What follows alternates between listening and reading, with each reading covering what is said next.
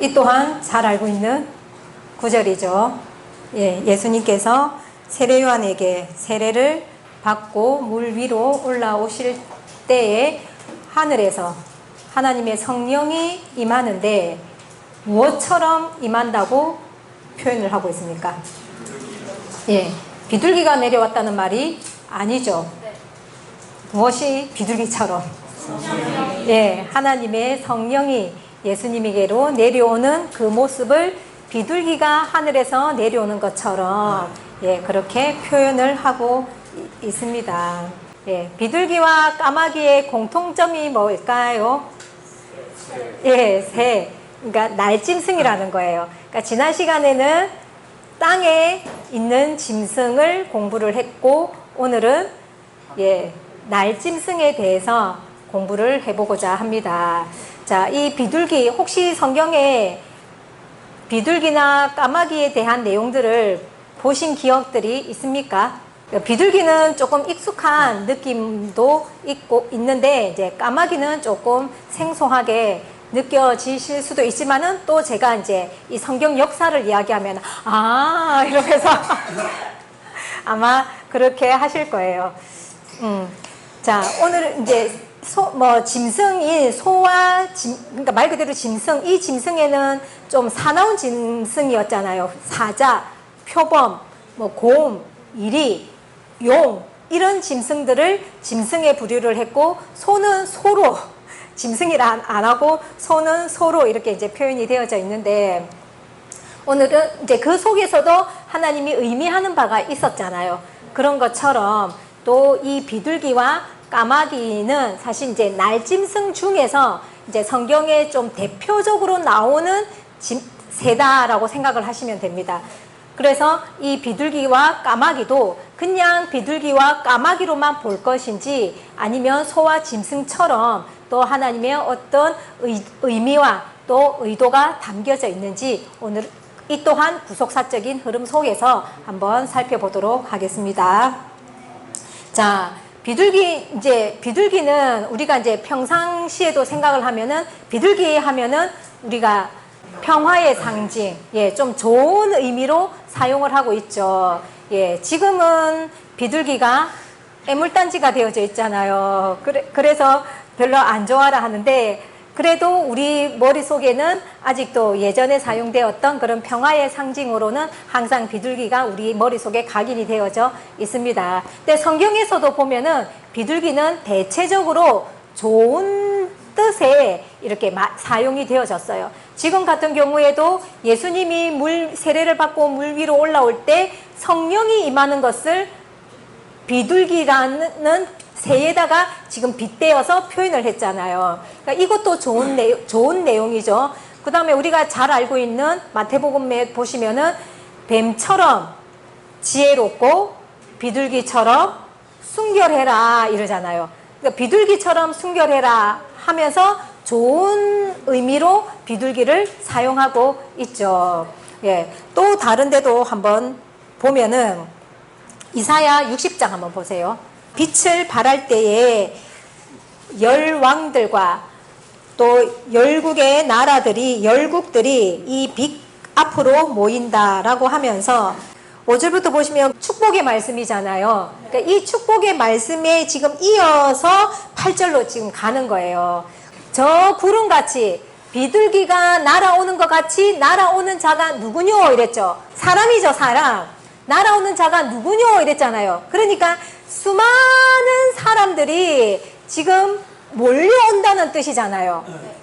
이해되십니까? 그러니까 수많은 인파들이 몰려올 때에 우리가 주로 이렇게 비유적으로 표현을 할 때 새떼처럼 몰려온다, 구름떼처럼 몰려든다, 아니면은 인산인해다 이런 표현 쓰잖아요. 그죠? 그런 것처럼 지금 이 열왕들이 열국들이 이 빛을 발하는 이곳으로 사람들이 모여오는데 그냥 오는 게 아니라 재물을 가지고 온다는 거예요. 열국의 왕들이 몰려온다는 거예요. 그러니까 열국의 왕들만 모여오는 게 아니라 어떻게 보면은 여기는 더 많은 사람들이 몰려온다는 표현인 거죠. 왕보다 더 많은 그러니까 한 나라의 왕 해봐야 그러니까 숫자가 있잖아요, 그죠? 근데 만약에 백성들까지 다 몰려온다 이렇게 생각하면 훨씬 많은 숫자잖아요, 그죠? 그러니까 훨씬 많은 숫자를 나타내는 거예요. 그러니까 워낙 숫자가 많이 확 몰려오니까 그 표현을 구름대 같이 몰려온다, 비둘기가 몰려오듯이 몰려온다, 이제 이렇게 표현을 하는 거예요. 많은 사람을. 그러니까 이럴 때도 지금 이 뭐 까마귀 떼가 몰려오듯이 몰려온다 이렇게 표현을 안 하고, 예, 비둘기라는 표현, 새를 사용을 했다는 거예요. 그러니까 좋은 내용에 지금 누구를 사용한 거예요? 예, 비둘기라는 새를 사용한 거예요. 그러니까 아까 예수님이 머리 위에 성령이 임할 때도 까마귀 같이 임했다 이렇게 안 하고 비둘기로 사용한 거나, 그러니까 이 내용도 결국 비둘기는 좀 좋은 내용에 이렇게 사용되어지고 있다는 것을 알 수가 있죠. 그러면 왠지 비둘기는 좋은 뜻으로 사용이 되어졌겠다 하고 추적이 가능하죠. 비둘기와 이 까마귀가 또 이렇게 저 앞으로 가보면은 그러니까 등장하는 곳이 있는데, 어디에서 등장을 하냐면은 노아 방주에서 등장을 합니다. 네, 창세기 8장에 보시면은 이제 며칠 동안 비가 왔는지 혹시 아세요? 40일 동안 비가 왔죠. 예, 비가 오고 이제 이 물이 감해졌는지 안 감해졌는지를 확인을 해야 될 거 아니에요. 그래서 그 확인하는 작업을 맨 처음에 노아가 누구를 내보내냐니까 까마귀를 내보내요. 비둘기가 아니고 까마귀를 내보내요. 첫 번째 누구를 보냈다고요? 예, 까마귀를 내보냈더니 이 까마귀가 돌아오지 않고 왕래를 했다. 물이 마를 때까지 왕래를 했다라고 기록이 되어져 있어요. 그리고 이제 그 다음번에는 누구를 보내냐니까, 예, 우리가 잘 아는 비둘기를 내보냈습니다. 근데 까마귀를 먼저 내보내고 그 다음에 일주일 뒤에 비둘기를 내보냈거든요. 근데 이제 이 비둘기는 있을 곳이 없어서 다시 방주로 돌아왔어요. 그럼 이 비둘기가 있을 곳이 없어서 돌아왔으면 이 까마귀가 나갔을 시점에는 더 물이 많이 차 있었을 때잖아요. 그런데 까마귀는 돌아오지를 않고 누구만 돌아온 거냐? 예, 비둘기만 돌아왔다는 거예요. 아, 이런 데에 뭔가 의미가 있을까요? 예, 지금 우리가 이제 구속사를 배우고 있잖아요, 그죠? 그러면은 이런 내용도 뭔가 구속사적인 흐름이 있겠네 하고 생각을 해보셔야 됩니다. 예, 그리고 이제 두 번째로 비둘기를 내려보냅니다. 그 다음 일주일 뒤에 또 두 번째 비둘기를 내보내니까 이 비둘기가 이번에는 예, 감람나무 잎사귀를 물고 들어왔어요. 그러니까 이제 물이 좀 말랐다라는 뜻이 되는 거죠. 그래서 마지막에 이제 세 번째로 또 일주일 뒤에 비둘기를 내보냈어요. 그렇게 보냈더니 그때는 비둘기가 예, 돌아오지 않았다고 합니다. 자, 비둘기가 몇 번 내보냈습니까? 예, 3번. 이런 것도 뭔가 의미심장한 뜻이 있겠구나 하고 촉이 오십니까? 예.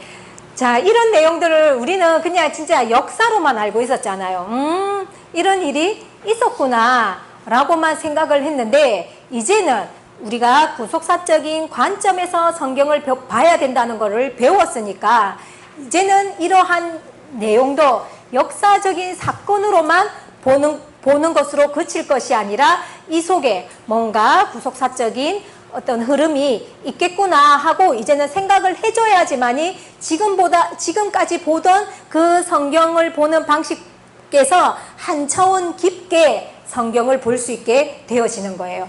그렇게 성경을 한 차원 더 깊게 봐야지만이 하나님과 한 발자국 더 가까워지는 거다라는 겁니다.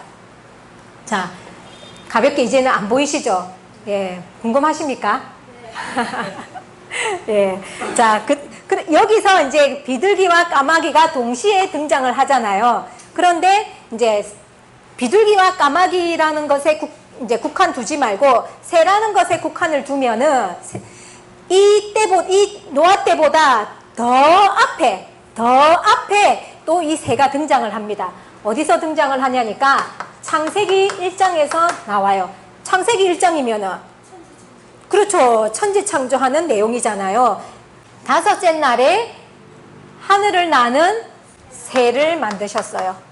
예. 그러니까 제일 처음에 등장하는 데가 창세기 1장에서 등장을 하고 그 다음에 예, 창세기 8장에서 예, 새가 등장을 하고 그렇게 해서 이제 계속 성경 역사가 흘러가는 동안 이제 요런 어떤 비둘기나 그러니까 새에 관련된 내용들이 계속해서 나오고 있는 거예요. 이제 그러는데 조금 우리가 이제 중요한 부분을 보면은 그 다음에 나오는 데가 레위기 11장이에요. 레위기 11장에 그 제목이 나와 있죠. 제목 나와 있죠. 예, 뭐라 되어 있습니까? 예, 정한 짐승과 부정한 짐승. 그러니까 정결한 짐승과 부정한 짐승을 분류를 해놓으셨어요. 이것을 이제 율법으로 주신 내용이에요. 그러니까 부정한 짐승은 먹지도 말고 만지지도 말라고 합니다. 먹거나 만지면은 나조차도 뭐한다? 부정탄다. 나도 부정한 자가 되고 더러운 자가 된다. 이렇게 해서 이제 만지지도 못하게 하는 이제 그런 율법을 주셨어요. 여기에 보시면은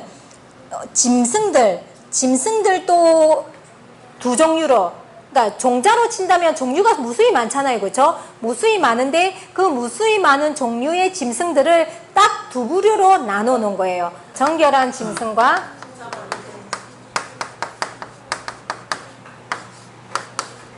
부정한 짐승으로 이렇게 나누어 놓은 거예요. 여기에는 이제 짐승도 이렇게 두 가지로 나눠 놓고 또 새들도 이렇게 나눠 놓고 그 다음에 물고기들도 이렇게 나눠 놓고 곤충들 있죠. 메뚜기 이런 곤충들도 이렇게 두 부류로 나눠 놨어요. 그러니까 모든 동물들을 이렇게 두 부류로 나눠 놨습니다. 여기에 보시면은 이제 정결한 짐승은 이제 대표적으로 정결한 짐승은 어떤 짐승을 정결한 짐승으로 취급을 했냐면은 되새김질하는 짐승 아시죠? 예, 되새김질하는 짐승은 정결한 짐승. 그리고 발굽이 갈라져 있는 짐승 있죠? 예, 굽이 이렇게 딱 갈라져 있는 거, 그 갈라져 있는 짐승을 정결한 짐승으로 해놓으셨어요. 물고기 같은 경우에는 비늘이 있는 짐승, 그리고 지느러미가 있는 짐승. 그러니까 비늘이 없는 짐승은 아이고 저기 물고기들은 미끌미끌하고 좀 그렇잖아요, 그죠? 그런 거 뭐 있어요? 뱀장어, 뭐 이런 거 미꾸라지. 그러니까 이런 쪽에는 부정한 물고기로 예, 그렇게 만들어 놨어요. 근데 이제 이런 것들이 이제 우리가 이제 그냥 요것만 보면은 짐승을 분류해 놓았으니까 아, 짐승을 분류했나 보다. 그래서 부정한 짐승은 먹으면 안 되는가 보다. 우린 이렇게 생각할 거 아니에요. 근데 구약시대 때는 율법으로 줬으니까 그렇게 살았겠죠. 실제적으로 그렇게 살았겠죠. 그런데 이제 우리가 우리 입장에서 이렇게 성경을 다시 보면은 이것은 짐승들을 분류하고자 한 것이 아니라 나의 소와 살찐 짐승이라는 것도 결국은 무엇을 말했던 것입니까? 그렇죠. 사람을 이야기했던 거잖아요. 그러니까 이 율법은 짐승을 분류한 율법이 아니라 사람을 어떤 종류로?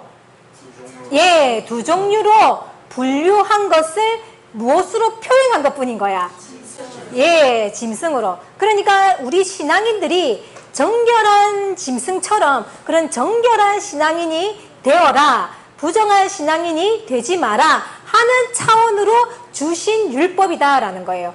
그러면 우리 신앙인이 정결한 신앙인이 되려면은 어떤 거를 갖추어야 되느냐? 아까 말씀드린 것처럼 되새김질을 해야 된다는 거예요. 하나님의 말씀을 들었으면은 이 말씀이 무슨 뜻이지? 아, 이 말씀이 그런가 하여 계속해서 묵상하고 상고하는 그런 자세를 갖추는 게 되새김질하는 모습이다라는 거예요. 그러니까 오늘 설교 딱 듣고 집에 가버리고 일주일 동안 한 번도 안 열어보지도 않고 그냥 와. 그럼 뭐예요? 되새김질을 안 하신 거잖아요. 그죠? 그런 의미다라는 거예요. 그러니까 우리 보고 그렇게 살아라라는 뜻이다라는 거예요. 그럼 발굽이 갈라졌다라는 뜻은 무슨 뜻이냐? 우리 사람이 뭐 발을 굽이 없잖아요. 그것은 선과 악이 정확하게 갈라졌다 이 말인 거예요. 그러니까 뭉쳐져가지고 선과 악이 뭉쳐져가지고 선인지 악인지도 모르는 그런 삶이 아니라 삶이 선과 악을 정확하게 구별시켜서 악은 행하지 말고 선만 추구하면서 살아가야 된다는 것을 알려주시는 표현이다라는 거예요. 그러니까 우리가 생활 속에서 항상 이제 뭐 해야 돼? 긴장해야 되는 거예요. 지금 내가 하는 이 행동이 선일까? 악일까? 지금 내가 하는 이 생각이 선일까? 악일까? 내가 지금 하는 이 말이 선일까? 악일까? 항상 생각을 하고 살아야 된다는 뜻으로 주신 율법이다라는 거예요. 근데 이제 문제는 이 선과 악을 구분을 하려고 하니까 하나님이 원하시는, 하나님이 말씀하시는 선과 악의 관점으로 우리가 봐야 되는데 우리는 어떻게 하느냐니까 지금까지 내가 살아온 세상의 이치, 인간적인 방법의 차원의 선을 생각하고 악을 생각하는 거예요. 그러니 하나님이 말하는 선하고 내가 생각하는 선과의 이 주파수가 안 맞는 거예요. 그러니까 나는 실컷 선하게 살았다고 선한 행동을 했다고 했는데 하나님은 나보고 너 잘못했어 라고 이야기를 하는 거예요. 그러면 제가 억울할까요? 안 할까요? 억울한 느낌이 나겠죠. 그리고 쉽게 이해가 될까요? 받아들여질까요? 예, 안 해진다는 거예요. 근데 우리 신앙을 지금 그렇게 하고 있다는 거예요. 우리 기독교인들이 한국교회가 모두가 다 신앙을 하나님의 관점에서의 선과 악으로 무장이 안 되어 있다 보니까 인간적인 차원에서의 선과 악으로 구분 짓고 사니까 하나님하고는 전혀 주파수가 맞지 않는 모습으로 살아가고 있고 나름대로 뭐 기도를 한다고 기도를 하고는 있지만은 지금 대한민국에 지금 현재 닥쳐지고 있는 이런 수많은 문제들 있잖아요. 오늘 또 러시아 전투기가 뭐 우리 대한민국 창공에 있었다 이런 어떤 불안한 소식들, 예, 이런 모습이 나타날 수밖에 없는 게 결국은 정치인들이 정치를 잘못하고 외교를 잘못한 것처럼 액면적으로는 보이겠지만은 그 이면적에는 뭐라는 거예요? 하나님과 우리 신앙인들의 주파수가 맞지 않아서 하나님과의 거리가 멀어져 있기 때문에 지금 이 대한민국의 위기도 찾아왔다라는 겁니다. 자, 이스라엘도 하나님의 말씀에 순종하지 않으니까 어떻게 했습니까?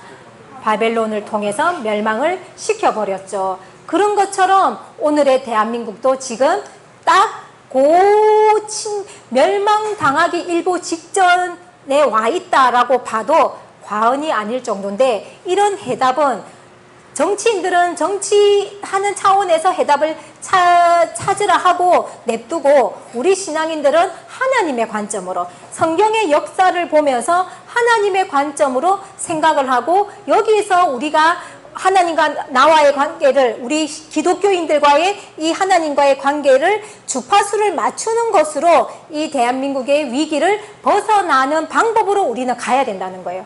그러니까 우리 신앙인들은 신앙인의 방법으로 가야지 똑같이 정치인들하고 생각하면은 그거부터도 이미 틀린 거다. 기독교인으로서의 어떤 그런 자세는 아니다라는 겁니다. 이해가 되시겠습니까? 예. 그래서 발굽이 이렇게 갈라졌다는 것은 선과 악을 분명하게 구별된 삶을 살아야 된다라는 것을 알려주시는 말씀이다라는 거죠. 그리고 이제 비늘이 있는 물고기가 뭐라고 했습니까? 정결한 물고기라 그랬잖아요. 그 비늘은 우리가 장군들 옷 있죠? 장군 갑옷 어떤 모양이에요? 비늘 모양이잖아요. 그렇게 상상하시면 되는 거예요. 그러니까 진리의 전신갑주를 입어라 하고 에베소서 6장에서 말씀하셨죠. 예, 그런 의미를 담은 거예요. 예, 진리의 전신갑주를 입어서 사단 마귀와 싸워서 이길 수 있도록 그렇게 살아가야 된다라고 물고기를 빗대어서 표현을 해주셨다라는 겁니다. 자, 여기까지 이해가 됐습니까? 예. 지느러미 같은 경우에도 지느러미로 방향을 잡아서 가죠. 예. 향방 있는 신앙생활을 해라 이 말인 거예요. 예. 그러니까 그런 의미들 조금 이해가 되시죠? 예. 그러니까 그런 의미들을 우리가 생활 속에서 적용을 해서 살아가라고 이 율법으로 주신 건데 우리 신앙인들이 이 율법을 구약시대의 산물로만 여기고 있으니까 지금은 이런 모습으로 살아갈 수 없다라는 거죠. 그런데 율법은 장차 오는 좋은 일의 그림자라고 해석을 해주셨죠. 그러니까 율법은 구약시대를 살아가는 사람들에게 주신 율법이 아니고 예, 장차 오는 좋은 일을 맞이할 사람들에게 주신 율법이다 라고 생각을 해야 되는 거예요. 그러면 장차 오는 좋은 일이 뭐예요? 그죠? 예수님 초림과 재림의 사건이겠죠. 그렇죠? 그러면은 초림 예수님이 살아가는 그 시대의 사람들에게 주신 말씀이다 이렇게 되겠죠. 1차적으로는. 그러면 또 좋은 일이 또 재림도 장차 오는 좋은 일이잖아요. 그러면 재림의 시대를 살아가는 사람들에게 주신 율법이다. 요렇게 이해하시면 되겠습니까? 안 되겠습니까? 예, 된다는 거예요. 그러니까 구약은 구약시대 사람들에게 준 책이 예, 결코 아닙니다. 됐습니까? 예, 요렇게 이제 짐승으로 해서 요렇게 두 가지로 분류를 해 주셨습니다. 자, 여기에 보면은 이제 날짐승의 대표적인 뭡니까? 부정한 짐승을 한번 볼게요. 13절부터 보세요.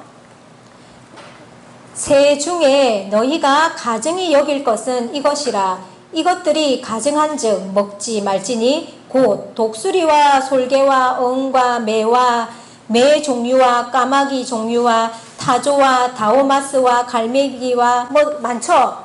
좀 듣도 보도 못한 예, 요 시대가 지금으로부터 얼마나 오래됐는데 그죠? 예, 예, 이런 새들이 있는데 우리 왜 학이나 이런 황새는 우리가 좀 좋은 쪽으로 많이 쓰잖아요, 그렇죠? 그런데 지금 성경에서는 뭐라 합니까? 가증한 새, 부정한 짐승으로 이렇게 분류가 되어져 있죠. 그러니까 정결한 짐승은 안 나와 있습니다. 그러니까 부정한 짐승에 속해져 있는 게 아니면은 정결한 짐승으로 보면 되겠죠. 이제 여기에서 우리가 이제 등장하는 게 무엇이다? 까마귀더라라는 거예요. 그러면은 아까 이제 이 율법을 알기 전에는 이제 비둘기는 그냥 좋은 의미에 많이 사용되어서 우리 이제 이렇게만 생각했잖아요. 근데 이제 레위기 11장의 표현으로 보면은 그러면은 비둘기는 어떤 짐승을 표현한 건 거예요? 그렇죠. 비둘기는 정결한 짐승을 표현한 것이고 부정한 짐승은요? 예.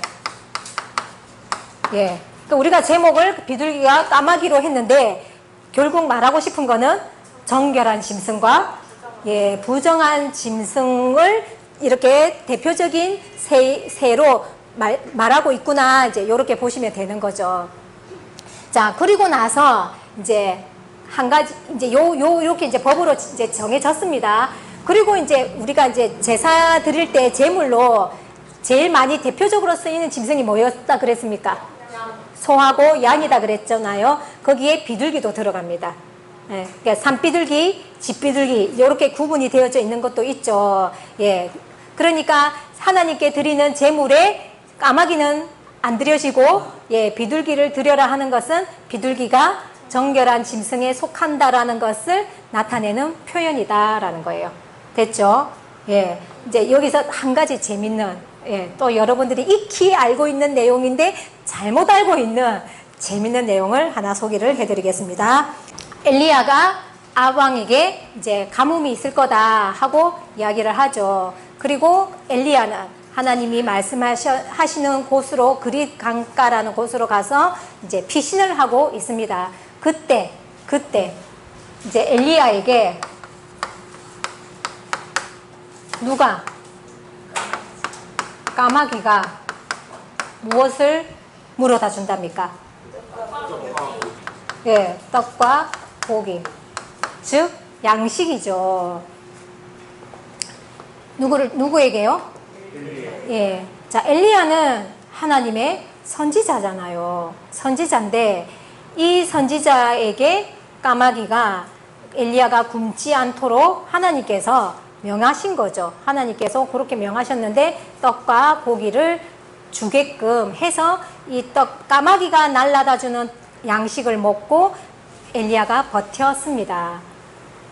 자, 우리 이 이야기 어떻게 알고 있습니까? 좋게 알고 있죠. 다른 사람에게 선행을 베푸는 일에 내가 까마귀 노릇했다 이러면서 예, 그렇게 사용을 하고 있다는 거예요. 그런데 이거를 보고 요거를 한번 보자는 거죠. 창세기에는 노아 때는 이 법이 없었잖아요. 이 법이 없었으니까 비둘기를 내보내고 까마귀를 내보낸다 할지라도 이게 좋은 뜻인지 나쁜 뜻인지 의미를 모를 수 있잖아요. 예. 그런데 레위기 11장에서 정결한 짐승과 부정한 짐승의 법을 딱 주셨단 말이에요. 그럼 이 법을 기준으로 이 내용을 보면 지금 까마귀가 하나님의 선지자에게 고기를 주는 게 좋은 뜻인 것 같습니까? 안 좋은 뜻인 것 같습니까? 안 좋은 뜻이죠. 그죠? 그러면은 이거를 가지고 마치 내가 어떤 선행을 베풀면서 나를 이 까마귀에다가 빗대면은 될까요? 안 될까요? 그러니까 모르니까 이게 좋은 뜻인 줄 아니까 선행을 베풀고는 내가 까마귀 역할을 했어 하고 나를 자랑하듯이 이야기를 한다는 거예요. 알고 들어가 보면은 일단은 무슨 뜻인지는 정확하게 몰라도 일단은 요 내용을 알고 이 흐름상으로 보면은 이 까마귀가 지금 엘리야에게 준다는 것은 차라리 비둘기한테 받아 먹는 게 좋은 거지 까마귀한테 받아 먹는 것은 결코 좋은 게 아니라는 것 정도는 추측이 가능하다라는 거예요. 예. 자, 이건 앞으로 이제 쓰면 될까요? 안 될까요? 예, 까마귀 노릇 하시면 안 됩니다. 떡과 고기를 날라줬다는 그것만 가지고 보니까 까마귀가 좋은 일 한 것 같이 보이잖아요. 그죠? 근데 까마귀라는 것에 초점을 두면은 까마귀는 부정한 짐승이니까 부정한 짐승이 갖다 주는 고기. 생각해 봐야 되겠죠? 예. 우리도 이렇게 내가 좀 다급한 절박한 일이 있으면 만약에 돈이 필요하다 몸이 아프다 그러면은 몸을 낫게 해주겠다 하면은 절에라도 갈까요 안 갈까요? 갈 것 같죠? 네.